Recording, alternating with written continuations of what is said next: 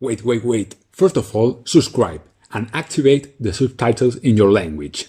And secondly, we all know that One Punch Man is a parody of the hero genre, something like karate. The premise of One Punch Man is simple: Saitama is the strongest. So I am going to analyze the real power of Saitama. Get ready for the explanation of Goku versus Saitama. Let's be direct.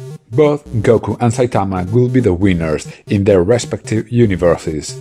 If a version of Goku appeared in the Saitama universe, then most likely Saitama will be the winner. On the other hand, the Dragon Ball universe is much more realistic and complex, where Goku himself will not even be in the top 10 of the most powerful characters. So we will take Saitama to the world of Dragon Ball, where we can calculate his powers and get an idea of how strong he is. This is the new Set Warrior. Codename Saitama, better known as the Bald Man in a Cape, and his skills are very impressive. Extreme physical strength. His punches are so powerful that just one is enough to blow up his rivals into 1,000 pieces. However, Saitama isn't a martial artist, so he haven't special techniques. He can't field ki, much less fly, but he makes up for this with powerful jumps. His greatest feat was jumping from the moon to Earth in seconds. He also has incredible speed and reflexes, exceeding the speed of sound with ease. Thanks to this, Saitama can easily dodge or stop attacks. As if that weren't enough, he has a practically absolute defense, which unlike Set Warriors isn't based on ki. His body is indestructible. I don't know about you, but I never saw a single scratch on him. Finally, he has enormous energy reserves, being able to perform incredible movements and devastating attacks without getting tired. Saitama does need to sleep, and we also saw him get fatigued a couple of times. It may have a large amount of energy, but it isn't infinite. With all this, we can clearly say that Saitama could easily be part of the Set Warriors. And this is when we come to the million-dollar question.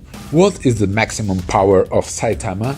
We cannot say much about his defense and speed. He withstood an explosion of fire and extreme gravity without disheveling. On the other hand, his strike force we have more information. At the climax of his time battle against Boros, he launched an attack that could destroy the Earth.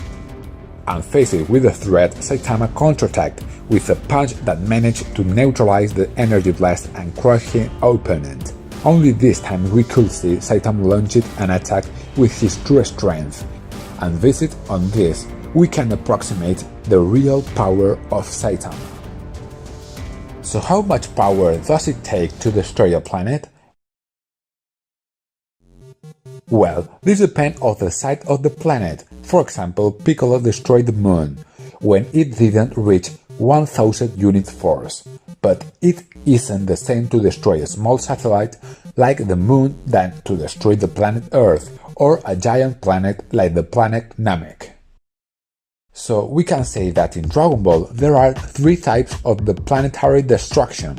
The first is to destabilize the core, for that is enough to launch an attack that directly impacts the core of the planet. This will start with a chain of reaction and will end with the explosion of the core itself and destroy the planet. An example is when Freezer launched his attack against Namek. The energy wasn't powerful enough to destroy the planet, but it started a chain reaction that ended up making it explode. The second type of planetary destruction is massive destruction.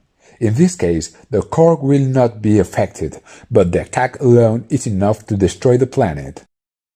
The best example would be when Cell, after being defeated, inflated like a balloon to cause an explosion so powerful that it will destroy the planet instantly. Finally, we have planetary destruction by disintegration. In this case, the planet is victim of a large amount of energy, so powerful that it simply disintegrates. So which of these forms of planetary destruction could Lord Boros perform? At first glance, I would say the first, but let's make things interesting. Suppose that when he launched his attack, he meant that he would destroy the Earth with massive destruction. The power required for this must be similar to Cell in its second form, at the legendary rank, so at the best Boros should be as powerful as a Super Saiyan. Now, for Saitama to be able to stop that attack with a one hit, he will have to be one rank above, in the anomaly range. So we conclude that Saitama's base power when fighting seriously will be in this range, a power close to Gohan Super Saiyan 2. It is said that warriors of anomaly rank should not exist, because they are creatures that cannot be born by natural means. And so we finally begin the most awaited moment, the battle between these two colossi. As usual, Goku could start the fight in his base form. He would immediately know Saitama's power. But Saitama can know the power of Goku. He doesn't have the ability to feel ki. Being a kind person, this hero could start with his basic attacks. The normal consecutive punches. It's a series of quick punches with the right hand. These attacks are more than enough to crush most monsters, but they wouldn't do anything to Goku, that in his base state would just dodge them. Seeing this, Saitama would use his second attack, the consecutive normal punches with two hands, a flurry of much faster attacks. This time Goku might not be able to dodge them all. He would decide to transform into Super Saiyan maximum power. In front of an enemy superior to Lord Boros, Saitama would be forced to fight seriously, using the Serious series. That as, we know they are techniques in which he makes an effort. Saitama will use the Serious side hops, with which he moves extremely fast, creating a multitude of images of himself. This move will surprise Goku for his speed. Goku will be forced to transform into Super Saiyan 2 to match his speed. Faced with an opponent who matches his speed and is immune to his normal attacks, Saitama will use his Serious Punch, the impressive attacks he used to destroy Boros. As we said, this destructive power would be like a full force attack from Gohan Super Saiyan 2. This powerful attack would manage to wound Goku, but without actually killing him. Then Saitama will realize that he is meeting a formidable rival, someone at the same level. I think this will cheer up Saitama and regain his desire to fight, starting an impressive peer-to-peer battle. Finally, Goku could transform into Phase 3, forcing Saitama to reach his limit. If it had to guess, I would say that by trying his best he is capable of reaching the next rank of primordial strength. And you might ask yourself, are you telling me that Saitama, a simple human being, could reach the power of primordial force in the universe? You are right. Perhaps I exaggerated a bit, because this power is enough to endanger the entire universe. In this colossal battle, they would both land devastating blows and hurt each other. But in the end, who will win? Well, although Saitama's strength is colossal, he doesn't use martial arts. He hasn't special techniques. He can't feel the presence of his opponent.